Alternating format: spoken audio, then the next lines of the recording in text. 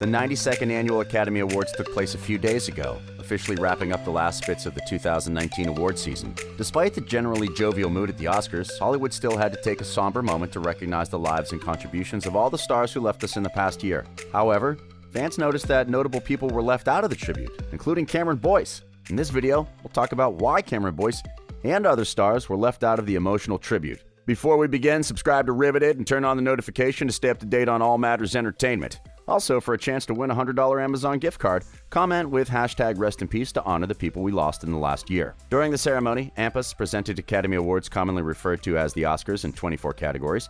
The ceremony was televised in the United States by ABC, produced by Lynette Howell-Taylor and Stephanie Allain, and it was directed by Glenn Weiss. The show opened with a comedy routine featuring Steve Martin and Chris Rock following the hostless ceremony from the prior year. ABC's Vice President of Special Programming, Rob Mills, said they felt it was tradition to open the ceremony with a bit of comedy before starting the awards. The performance of Into the Unknown from Frozen 2 featured Idina Menzel and Aurora, joined by 9 of Elsa's voice actresses from international dubs of the film. The annual tribute to those we've lost in the past year was paired with a performance from Billie Eilish, with the Grammy Award-winning star singing The Beatles' Yesterday. Eilish struck a somber tone with her cover as she sang the poignant lyrics while her brother Phineas O'Connell backed her on the piano. The emotional segment paid tribute to Kirk Douglas, who died a couple of days ago, aged 103, and Kobe Bryant, who was killed last month in a helicopter crash, aged 41, also featured. The basketball legend won an Oscar for his animated short film Dear Basketball in 2017. The tribute featured Bryant's image alongside one of his most famous quotes, which read, "Life is too short to get bogged down and discouraged. You have to keep moving." Other stars honored included Doris Day, John Singleton, Godfrey Gaio, Rip Torn, and Terry Jones. In the Memoriam segment, it's always a must-watch portion of the show, even if its biggest draw isn't always a desire to honor the deceased talents of Hollywood, but to see who leads off and ends the piece, who was left off, and who they totally forgot passed away the previous year and weeks leading to the event. Each year, there are always snubs, valued members of the entertainment industry who don't make it into the limited amount of time allotted for the segment. But the omission of people like Luke Perry and Cameron Boyce was very perplexing. Luke Perry is best known for starring in TV series Riverdale and had appeared in Quentin Tarantino movie Once Upon a Time in Hollywood. That was nominated across several categories at the Oscars this year. The Beverly Hills 90210 star died at the age of 52 after suffering from a stroke in March of 2019. Cameron Boyce made his acting debut in 2008 for the video for Panic at the Disco's That Green Gentleman, and went on to star in the Disney Channel's Jessie, as well as the movies Grown Ups, Judy Moody, and Not Bummer Summer, and the recent HBO series Mrs. Fletcher. He was a younger star, one of those whose life was cut short due to complications from epilepsy before his appearance in the Disney Channel Descendants 3 last summer. The Academy has addressed why Luke Perry and Cameron Boyce were left out of the Memoriam tribute that aired during the 2020 Oscars. They released a statement explaining that there is limited time available for the Memoriam tribute, meaning not everyone can be featured. The 3 to 4 minute slideshow is only enough time to honor about 45 people from a list that reportedly starts at nearly 800 before it's trimmed down. The statement read, "The Academy receives hundreds of requests to include loved ones and industry colleagues in the Oscars in Memoriam segment. An executive committee representing every branch considers the list and makes selections for the telecast based on limited available time. While Luke and Cameron didn't feature, they do appear in a tribute that features all Memoriam submissions on the Oscars website." It continued, "All the submissions are included on Oscar.com and will remain on the site throughout the year. Luke Perry and Cameron Boyce are remembered in the Oscar.com gallery." The statement came after a firestorm of tweets from disappointed viewers who wanted to know why actors such as Beverly Hills 90210 star Luke Perry and Disney actor Cameron Boyce were not included. While the inclusion, along with 161 other fallen members of the film industry in the online gallery, is touching, fans do not believe it's enough. Luke didn't make the Oscars telecast despite starring in Once Upon a Time in Hollywood, a film nominated for 10 awards that night. Given the tragic and untimely nature of their deaths, viewers of the program were understandably upset at the Academy for failing to honor Luke and Cameron in the tribute.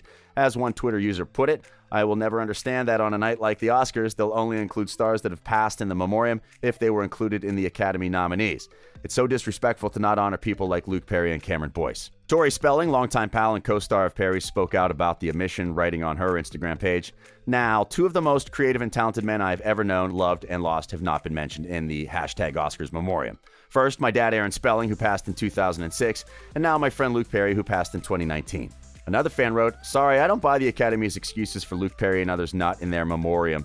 They talk about room and fitting people in. Well, some of these people like Luke Perry died a while ago, so the Academy had plenty of time to add them, and yet they had room to quickly bring in Kobe Bryant and Kirk Douglas, who only just died days ago, so their excuse is nonsense. On top of that, Perry was in one of his movies that were nominated at the Oscars.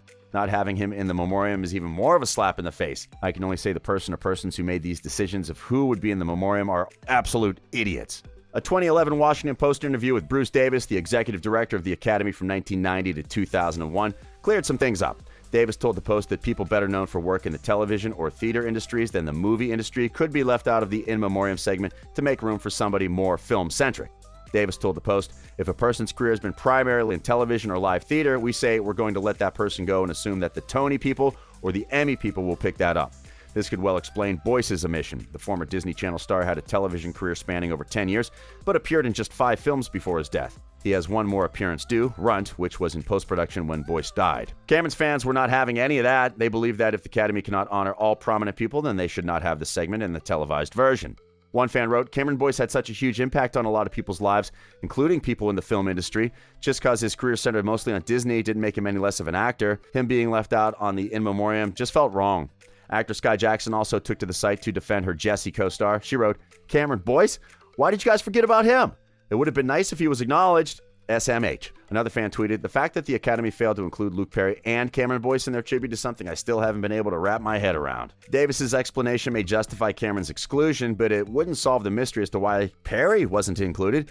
Perry was well known for his TV career that spanned almost 4 decades, but he also starred in 36 movies, including Buffy the Vampire Slayer and The Fifth Element. Riveted did more research on the criteria used to try and understand why some people are left out of the televised version while others make the cut. You'll be surprised to learn that the process involves long paper trails, a lot of voting, and many hurt feelings. The producers don't decide who makes it to the list and those who don't make the list. There's a committee made up of the members of the Academy of Motion Pictures, Arts, and Sciences who decide who makes the cut. They are the ones tasked with sifting through a list of about 300 submissions and decide yay or nay on who makes the cut, depending on their contribution to filmmaking. Roughly 40 end up being included in the film, which is created weeks in advance of the Oscars. To be included in the Oscars In Memoriam segment, one need not have been a member of the Academy of Motion Picture Arts and Sciences. And pass. Other stars not recognized in the tribute include horror legend Sid Haig, who died aged 80 in September. Many fans were also not happy that he was left off the list. The actor had a fall several weeks before and suffered serious breathing complications after arriving at the hospital. He worked on many films and TV shows throughout his career, including The Devil's Rejects, Rob Zombie's House of a Thousand Corpses film series, Jackie Brown, Night of the Living Dead 3D, and Kill Bill Volume 2. One fan wrote, Sid Haig was an absolute legend, a wonderful actor, and a beautiful human being. For him to be blatantly ignored by the Academy for their In Memoriam section is an absolute disgrace. And this also goes to Luke Perry and Cameron Boyce. Others who were not in the televised version include Oscar-nominated actor Michael J. Pollard, who died in November at the age of 80, Airwolf's Jan Michael Vincent, who died age 74 in February 2019, and the Carol Burnett Show star Tim Conway, who passed away last May aged 85. Also missing was Orson Bean, the film, TV, and stage actor, writer, comedian who died in a car accident at the age of 91. This is not the first year the Academy Awards has faced questions about the segment. The annual ritual of fans going on Twitter and other outlets to fuel In Memoriam snub backlash can probably be traced to 2008, when the omission of actor Brad Renfro resulted in massive outcries. In the years since, such big names as Corey Haim, Joan Rivers, Abe Vigoda, Vern Troyer, Gary Kurtz, and Arlie Emmy have also received In Memoriam snubs, fueling a backlash. Last year, there were complaints after actress Carol Channing, Singing in the Rain director Stanley Donen, and others were not included in the televised tribute. Of course, they cannot be expected to highlight every single death from over the course of the year, but perhaps they should put a little more thought into it going forward. Well, it wasn't all bad at the Oscars, even though there were controversies like in every other year. Film critics widely praised Parasite's Best Picture victory and hailed it as a major step forward for popular appreciation of international film and for restoring the legitimacy of the Academy. In Parasite, greed, class discrimination, and a mysterious interloper threaten the newly formed symbiotic relationship between the wealthy Park family and the destitute Kim clan. It became the first non-English language film in Oscar history to win the award for Best Picture. Writer, director, and producer Bong Joon-ho won all 3 of the categories for which he was nominated, now with 3 Oscar wins to match his 3 nominations. Even if the Oscars extended the segment another minute to include arguably less important people, there would still be people left off and fans hitting up Twitter to loudly complain about yet another egregious In Memoriam snub. The In Memoriam segment is certainly good-hearted, and it's obviously impossible to include everyone who has passed away in the subsequent year and even the weeks leading up to the show for the telecast. So why not call it even? How about airing a traditional version for the live show, the expected one made up of more recognizable names, and then release a full-scale version that includes everyone possible online early in Oscar week? Doesn't everyone deserve their own second of screen time to commemorate a life? Should they do away with the segment? What do you think? Sound off in the comments section below. This has been Riveted, and we publish amazing videos daily. Remember to check back tomorrow for another incredible piece.